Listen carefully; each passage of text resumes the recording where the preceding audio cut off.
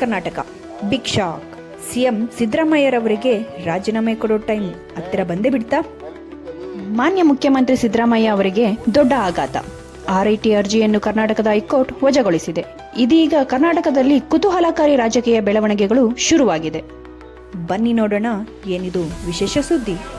ನನ್ನಿಂದ ತೀರ್ಮಾನಗಳಾಗದೇ ಇದ್ದರೂ ನನ್ನನ್ನು ಆರೋಪಿ ಸ್ಥಾನದಲ್ಲಿ ನಿಲ್ಲಿಸ್ಕೊಂಡು ಏನೇನು ನಡೆಸ್ತಾ ಇದ್ದಾರೆ, ಅದೆಲ್ಲ ಮುಗಿಲಿ. ಮುಗಿದ ಮೇಲೆ ಮಾತಾಡೋಣ. ಎಲ್ಲ ಆಯ್ತು. ಪಾದಯಾತ್ರೆ ಹೋಗಿದ್ದೆ. ಪಾದಯಾತ್ರೆ ಹೋಗಿ ನಾನು ಜನಗಳನ್ನ ಎಚ್ಚರಿಸ್ತಕ್ಕಂಥ ಕೆಲಸ ಮಾಡಿದ್ದೀನಿ. ಇವ್ರ ಬಗ್ಗೆ ನಾನೇನು ಚರ್ಚೆ ಮಾಡಿಲ್ಲ. ನಾನು ಅವತ್ತು ಒತ್ತಾಯ ಏನು ಮಾಡಿಲ್ಲ. ನಾನೇನು ಎಲ್ಲೋ ರಾಜೀನಾಮೆ ಯಾರ್ದು ಒತ್ತಾಯ ಮಾಡಿಲ್ಲ. ಇರೋ ಪರಿಸ್ಥಿತಿಗಳನ್ನು ಜನತೆಗೆ ಎಕ್ಸ್ಪ್ಲೈನ್ ಮಾಡಿದ್ದೀನಿ. ಜನ ತನ್ಬಾರ ತೀರ್ಮಾನ. ಈಗ ಈ ದೇಶದ ಕಾನೂನಿನಲ್ಲಿ ಎಲ್ಲರಿಗೂ ರಕ್ಷಣೆ ಕೊಡ್ತಕ್ಕಂಥದ್ದು ಸಂವಿಧಾನದಲ್ಲಿ ಇದೆ. ಕಾನೂನು ಬಾಹಿರ ಚಟುವಟಿಕೆ ಮಾಡಿದರೆ ತೀರ್ಪುಗಳು ಏನಾಗಬೇಕೋ ಕೊಡ್ತಾರೆ. ಕಾನೂನಿನ ಒಳಗಿದ್ದರೆ ಯಾರು ಬೇಕಾದರೂ ಎಲ್ಲಿ ಬೇಕಾದರೂ ಹೋಗ್ಬೋದು. ಅದು ಅಂತಿಮ ನಿರ್ಣಯ. ನೋಡೋಣ ಏನೇನಾಗುತ್ತೆ. ನಾನೇನು ಹೇಳಲ್ಲ.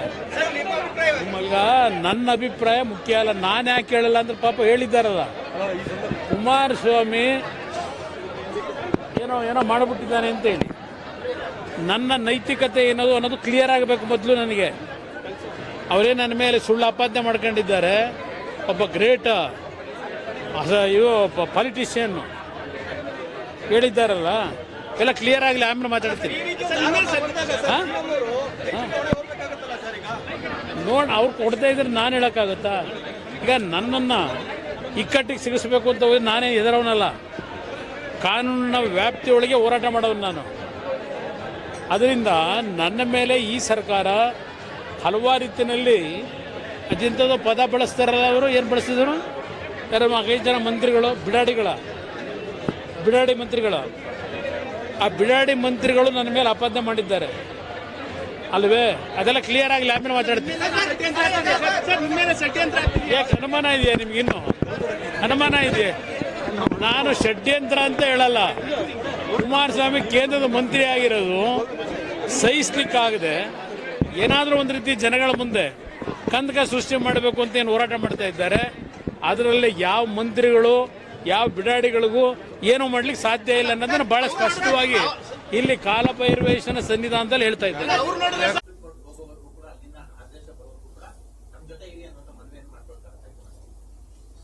ನೋಡ್ರಿ, ಸಿದ್ದರಾಮಯ್ಯನವರು ಮುಖ್ಯಮಂತ್ರಿಗಳು ಅವರ ಹೈಕಮಾಂಡ್ಗೆ ಏನ್ ಮನವಿಯನ್ನ ಮಾಡ್ಕೊಳ್ತಾರೆ, ಅವ್ರು ಸ್ವತಂತ್ರ ಇದ್ದಾರೆ. ಆದ್ರೆ ಇವತ್ತು ರಾಜ್ಯಪಾಲರು ಖಾಸಗಿ ದೂರಿನ ಮೇಲೆ ಇವತ್ತು ಸ್ಯಾಂಕ್ಷನ್ ಅನ್ನ ಕೊಟ್ಟಿದ್ದಾರೆ. ಸ್ಯಾಂಕ್ಷನ್ ಇದು ರಾಜಕೀಯ ಪ್ರೇರಿತವಾಗಿದೆ. ಸ್ಯಾಂಕ್ಷನ್ ಕೊಟ್ಟಿರ್ತಕ್ಕಂಥದ್ದು ಕ್ರಮಬದ್ಧವಾಗಿಲ್ಲ ಅಂತೇಳಿ ರಾಜ್ಯದ ಉಚ್ಚ ನ್ಯಾಯಾಲಯಕ್ಕೆ ಏನು ತಾವು ಮೆಟ್ಲೇರಿದ್ರಿ, ಇವತ್ತು ಉಚ್ಚ ನ್ಯಾಯಾಲಯವು ಕೂಡ ಇವತ್ತು ತೀರ್ಪನ್ನ ನೀಡಿದೆ. ಆ ತೀರ್ಪನ್ನ ಗೌರವಿಸ್ತಾರೆ ಅಂತೇಳಿ ನಾವಂತೂ ಭಾವಿಸಿದ್ದೇವೆ.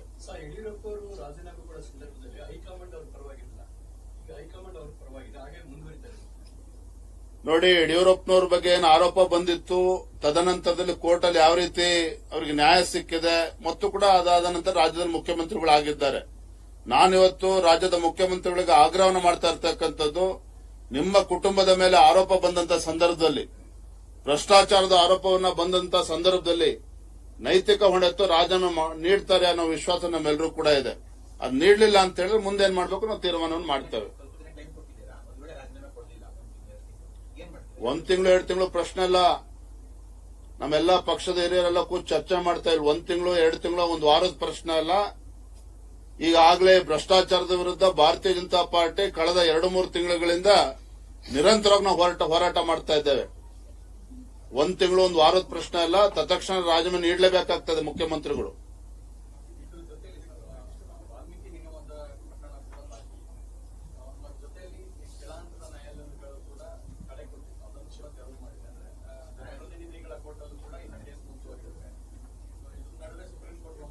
ನೋಡ್ರಿ, ಒಂದಂತೂ ಸ್ಪಷ್ಟ, ನಮ್ಮ ಮಾಧ್ಯಮದ ಸ್ನೇಹಿತರು ಅರ್ಥ ಮಾಡ್ಕೋಬೇಕು.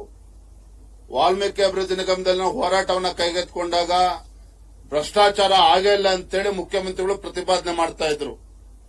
ಆದರೆ ವಿಧಾನಸಭಾ ಅಧಿವೇಶನದಲ್ಲೇ ಸ್ವತಃ ಮುಖ್ಯಮಂತ್ರಿಗಳು ಒಪ್ಕೊಳ್ತಾರೆ, ಹೌದು ವಾಲ್ಮೀಕಿ ಅಭಿವೃದ್ಧಿ ನಿಗಮದಲ್ಲಿ ಹಗರಣ ಆಗಿದೆ, 87 ಕೋಟಿ ಹಗರಣ ಆಗಿದೆ ಅನ್ನೋದನ್ನ ಸ್ವತಃ ಮುಖ್ಯಮಂತ್ರಿಗಳೇ ಒಪ್ಕೊಂಡಿದ್ದಾರೆ. ಇನ್ನ ಮೂಡಾ ವಿಚಾರದಲ್ಲಿ ನಿರಂತರವಾಗಿ ನಾವು ಹೋರಾಟವನ್ನು ಮಾಡ್ತಾ ಇದ್ವಿ. ಮೂಡಾ ಇದರಲ್ಲಿ ನಂದೇನು ಪಾತ್ರ ಇಲ್ಲ, ನನ್ನ ಕುಟುಂಬದವರು ಯಾವುದೇ ರೀತಿ ಪಾತ್ರ ಇಲ್ಲ ಇದರಲ್ಲಿ, we are not the beneficiaries ಅನ್ನೋದನ್ನ ಸ್ವತಃ ಮುಖ್ಯಮಂತ್ರಿಗಳು ಕೂಡ ಹೇಳ್ತಾ ಇದ್ರು. ಆದ್ರೆ ರಾಜ್ಯಪಾಲರು ಏನು ಇವತ್ತು ಪ್ರಾಸಿಕ್ಯೂಷನ್ಗೆ ಅನುಮತಿ ಕೊಟ್ಟಿದ್ರು, ರಾಜಭವನದ ಬಗ್ಗೆನೂ ಕೂಡ ರಾಜ್ಯಪಾಲರ ಬಗ್ಗೆನೂ ಕೂಡ ಆರೋಪಗಳನ್ನ ಮಾಡ್ತಕ್ಕಂಥದ್ದು, ಅವರನ್ನ ತೇಜೋದಯ ಮಾಡ್ತಕ್ಕಂಥ ಕೆಲಸವೂ ಕೂಡ ಸ್ವತಃ ರಾಜ್ಯ ಸರ್ಕಾರ ನೇತೃತ್ವದಲ್ಲಿ ಆಗಿರ್ತಕ್ಕಂಥದ್ದು. ಒಟ್ಟಾರೆಯಾಗಿ ಹೇಳೋದಾದ್ರೆ ಮುಖ್ಯಮಂತ್ರಿಗಳೇನು ಭ್ರಷ್ಟಾಚಾರ ಆಗಿಲ್ಲ, ರಾಜ್ಯಪಾಲರು ಕೊಟ್ಟಿರ್ತಕ್ಕಂಥ ಒಂದು ಅನುಮತಿ ಕ್ರಮಬದ್ಧವಾಗಿಲ್ಲ ಅಂತ ಏನ್ ಹೇಳಿದ್ರು. ರಾಜ್ಯದ ಉಚ್ಚ ನ್ಯಾಯಾಲಯ ಇವತ್ತು ಸ್ಪಷ್ಟ ಮಾತುಗಳಲ್ಲಿ ಹೇಳಿದೆ. ಇವತ್ತು ಮೇಲ್ನೋಟಕ್ಕೆ ಇವತ್ತು ಅರ್ಥ ಆಗ್ತದೆ, prima facie case has been made out, so hence chief minister Siddaramaiah is bound to resign. ಇದು ನಮ್ಮ ಆಗ್ರಹ. ಥ್ಯಾಂಕ್ ಯು, ಧನ್ಯವಾದಗಳು. ನ್ಯಾಯಾಲಯ ಹೇಳಿದೆ ಆ ಜಡ್ಜ್ಮೆಂಟ್ ಅಲ್ಲಿ ಅನ್ಡೌಟೆಡ್ಲಿ ರಿಕ್ವೈರ್ ಅನ್ ಇನ್ವೆಸ್ಟಿಗೇಷನ್ ಅಂತ ಹೇಳಿದೆ. Undoubtedly require under what section? Under 17A. 17A. ಅದನ್ನೇ ನಾನು ಹೇಳಿದ್ದಲ್ವಾ, ನಾ 17A ಅಂತ ಇಲ್ಲ ಅಂತ ಹೇಳಿದ್ನ. ನೋಡಪ್ಪ ಎಲ್ಲದು ನೋಡ್ರಿ, ಸರಿಯಾಗಿ ಅರ್ಥ ಮಾಡ್ಕೊಳ್ರಿ ಇದನ್ನ. ಅದ್ ನೋಡಪ್ಪ, ನೀನು ಇಂಗ್ಲಿಷ್ ಪತ್ರಿಕೆಯವನು, ಅರ್ಥ ಮಾಡ್ಕೊ ಇದ್ದೀನಿ. ದಿ ಆರ್ಡರ್ ಇಸ್, ಕೇಳ್ರಿ ಇಲ್ಲಿ ಬರ್ಕೊಳ್ರಿ ಇದನ್ನ. The order is read to be restrictive to an approval under section 17A of the Act, and not an order granting sanction under section 218 of the BNS is not there. Sir, you have said you are open for an investigation. Would the state government order an investigation, or would you wait for what happens in the special court, sir? You have said you are open for an investigation. See, whatever court said, I have read it. You are asking the question to the government. You see, I am confining to only the orders passed by the High Court. High court ತೀರ್ಪಿನ ಹಿನ್ನೆಲೆಯಲ್ಲಿ ನೀವು ರಾಜೀನಾಮೆ ಕೊಡಬೇಕು ಅಂತ ಒತ್ತಾಯಿಸಿ ಪ್ರತಿಪಕ್ಷ ಹೋರಾಟ. ಯಾಕೆ ರಾಜೀನಾಮೆ ಕೊಡಿ? ಕುಮಾರಸ್ವಾಮಿ ರಾಜೀನಾಮೆ ಕೊಟ್ಟಿದಾರ? ಬೇಯ್ನಲ್ಲಿ ಇದಾರೆ? ಅಲ್ಲ, ಬೇಯ್ನಲ್ಲಿ ಇದಾರಪ್ಪ. ಅವ್ರು ಕೇಳಿ, ಅವ್ರು ಕೇಳ್ರಿ. ಈಗ FIR ಇರೋರಿಗೆಲ್ಲ ಕೇಳಪ್ಪ, ಇಲ್ಲಿ ಇಟ್ ಈಸ್ ಓನ್ಲಿ ಎಂಕ್ವೈರಿ ಮಾಡಿ ಅಂತ ಹೇಳಿರೋದು ಅಲ್ವಾ? ಎಂಕ್ವೈರಿ ಸ್ಟೇಜ್ನಲ್ಲೇ ರಾಜೀನಾಮೆ ಕೊಡಿ ಅಂತ ನೀನ ಕೇಳೋದು ಅಲ್ಲ. ನೀನ್ ಕೇಳ್ತಾ ಇದೀನೇ, ಮತ್ತೆ ನೀನ್ ಬಿಡು, ಅವ್ರಿಗೆ ಉತ್ತರ ಕೊಡ್ತೀನಿ ನಾನು, ಬಿಡು.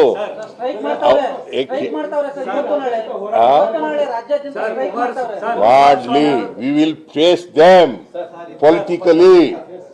We will face them politically because it is a conspiracy Sir, Kumaraswamy by both.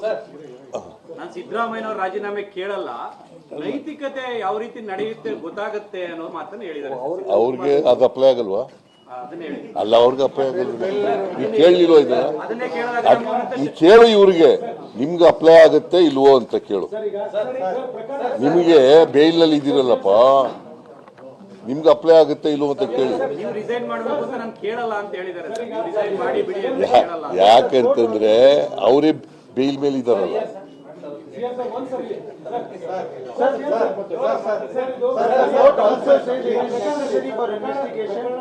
ಪ್ರಕರಣದ ಬಗ್ಗೆ ತನಿಖೆ ನಡೀತಿರುವಾಗ ಮುಖ್ಯಮಂತ್ರಿಗಳು ತಮ್ಮ ಸ್ಥಾನದಲ್ಲಿ ಮುಂದುವರಿ ಸೂಕ್ತವಲ್ಲ, ನೈತಿಕತೆಯ ವಿಚಾರವನ್ನು ಯಾರು ಸೂಕ್ತ ಅಲ್ಲ ಅಂತ ಹೇಳಿದವರು? ಕುಮಾರಸ್ವಾಮಿ ಹಂಗಾರಿ ಅವ್ರ ಗೌರ್ಮೆಂಟ್ ನಲ್ಲಿ ಕುಮಾರಸ್ವಾಮಿ ಇರೋದು ಅಲ್ಲ. ಆಯ್ತಪ್ಪ, ಅವ್ರು ಕೇಳ್ರಿ ನೋಡ್ರಿ. ಅವ್ರಿಗೆ ಕುಮಾರಸ್ವಾಮಿಗೆ ಬೇಲ್ ಮೇಲೆ ಇದಾರಲ್ಲಪ್ಪ, ಮಂತ್ರಿ ಆಗಿದ್ದಾರೆ ಕೇಂದ್ರದಲ್ಲಿ, ನಿಮ್ ಸರ್ಕಾರದಲ್ಲೇ ನರೇಂದ್ರ ಮೋದಿ ಅವರ ಪ್ರೈಮ್ ಮಿನಿಸ್ಟರ್ ಆಗಿರೋ ಸರ್ಕಾರದಲ್ಲೇ ಇದಾರಲ್ಲ, ಅದನ್ನ ಕೇಳಿ ಅಂತ ಹೇಳಿ. ಅದನ್ನ ಕೇಳಿದ್ದೀರಾ ನೀವು? ಕೇಳಿಲ್ಲ ನೀನು. ಬಿಡಪ್ಪ, ನೀನು ಆಯ್ತು, ನೀನು ಇಲ್ಲ ಬಿಡ. ನೀನು ತಾಳ್ರಿ.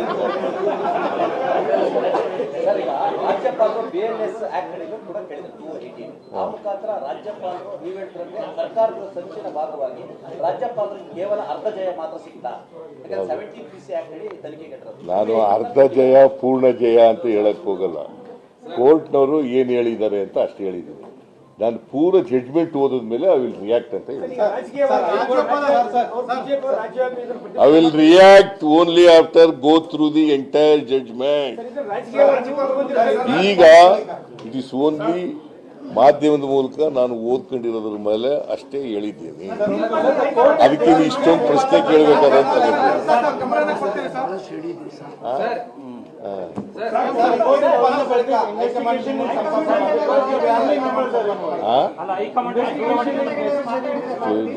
ಪುನಃ ನೀನು ಜಡ್ಜ್ಮೆಂಟ್ ಡೀಟೇಲ್ಸ್ ಹೋಯ್ತಿಯಲ್ಲಯ್ಯ. ಜಡ್ಜ್ಮೆಂಟ್ ನಲ್ಲಿ ಹೇಳಿ, ಕಾಪಿನಲ್ಲಿ ಹೇಳಿದಾರ ಹೇಳಿ. ಇಲ್ಲಿ ನಾನು ಈಗ ಜಡ್ಜ್ಮೆಂಟು ಪೂರ ಓದಿಲ್ಲ, ಜಡ್ಜ್ಮೆಂಟ್ ಅನ್ನು ಓದಕ್ ಹೋಗಿಲ್ಲ. ನೀವು ಮಾಧ್ಯಮಗಳಲ್ಲಿ ಏನೇನು ಬಿತ್ತರಿಸಿದ್ದೀರಿ ಆದೇಶದ ಬಗ್ಗೆ ಅಷ್ಟೇ ಓದ್ಕೊಂಡಿದ್ದೀನಿ. ಅದೇ ಆಮೇಲೆ ಎಲ್ಲ ಓದಿದ ಮೇಲೆ ನಿಮಗೆ I will come back to you.